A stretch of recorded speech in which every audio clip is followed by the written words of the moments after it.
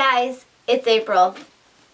I have a book I want to talk about. So I will do this review the same way I will do all of my other reviews, probably until the end of time, with the non-spoiler section up front, followed by a dump of words that most likely contain spoilers because I can't help myself. It's a thing I gush about. So I was given a copy of To Kill a Kingdom by Alexandra Christo for an honest review. So yes, I did receive this copy from the publishers, but that in no way colors my opinion on this story. This is a story of Princess Lyra, who is a siren, and her mother is the Sea Queen. Now, sirens and humans do not get along at all. It's part of a siren's life that every year on her birthday that she kills another human and takes their heart. Prince Elion is the prince of the Midas Kingdom. He's considered the siren killer. He has made it his mission to kill as many sirens as possible. Of course, this is a Little Mermaid retelling with a slight twist, wherein Lyra, of course, is a siren, and she is the main character in this story, and eventually she becomes human, and Elion and Lyra's paths cross. What I really liked about the story is it's a very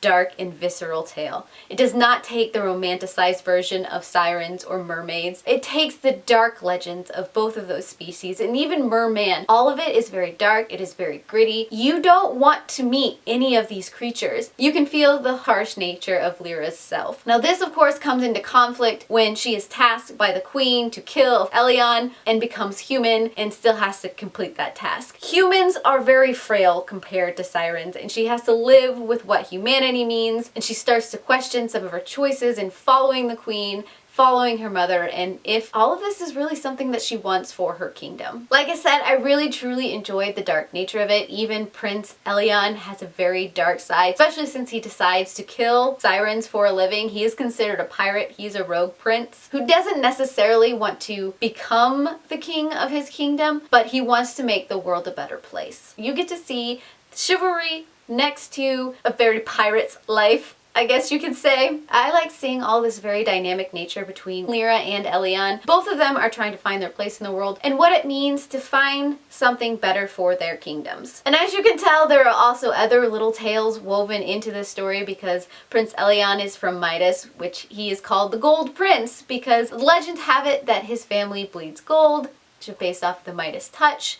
I love those little touches throughout the story. But there was a point where I was truly enjoying the dark nature of this book, but the end started to go a little soft on me, and I would have loved to see that dark nature continued on through the end of the book. I won't fault it for the way it did end it. I just almost wanted something that tore at my soul a little more than it did. But that's because the beginning of the book set me up on this dark journey, and then it started to go a little mushy and soft. Maybe I'm just a fan of the original fairy tales and the fact that most of them are very dark, because in the original Little Mermaid, of course, the Little Mermaid dies. I don't know. Maybe it's just my dark soul that wanted something a little darker for the ending. But overall, I did truly enjoy this read, and I highly recommend it for anyone who wants to see the darker sides of mermaids and sirens and pirates and all of that good stuff. So this is the point in which I start dumping things that may or may not spoil the story in the end. So if you want to read this book and don't want to spoil yourself, I recommend that you leave now and come back and we'll start a conversation. But if you're one of those people who likes to live on the edge and just wants to hear me ramble about ridiculousness, then feel free to stay. Now, I started mentioning this at the end of this non-spoiler section that I wish the story had ended in a darker place because it sets up all this really harsh reality for Lyra and her mother, who made her kill her own aunt and constantly kill humans and controlling all of these monstrous creatures to create this war between humans and the sea creatures, and how abusive that relationship is, and how there is a cruelty almost in the nature of these beasts because they're so cold and they feel very heartless. I saw that Lyra was going to slowly shape into something more human-like as the tale went on. It was a given for the story, but I almost didn't want it to end in a place where the two of them found a way to be together. I almost wanted it to end in a way that you had this like heart-wrenching moment where, yes, we really like each other and it would be something that we would really like, but it's just not going to work out. There's no way that this is ever going to be a thing, or if maybe one of them died. I don't know.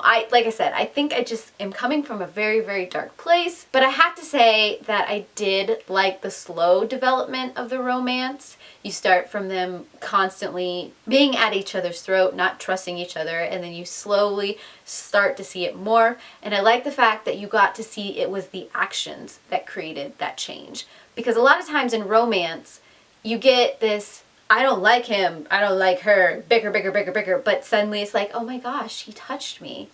And it felt like glorious, or something along those lines. But here you got to see, by the very nature of Lyra protecting the prince at various different points in time, and the prince protecting Lyra at various points in time, that dynamic changed, or they started to see more in each other and what all of that meant. It wasn't all of a sudden a moment where they decided that this is the love of my life. I like that in a story, and those are the kind of romances I love best. So those are my thoughts on this story. I won't lie, I read this way into the night, longer than I should have, because I just needed to finish the story, and it was something that called to me. If you have read it, of course, start a conversation down below. I would love to hear your thoughts, and I heart your beautiful faces. Bye.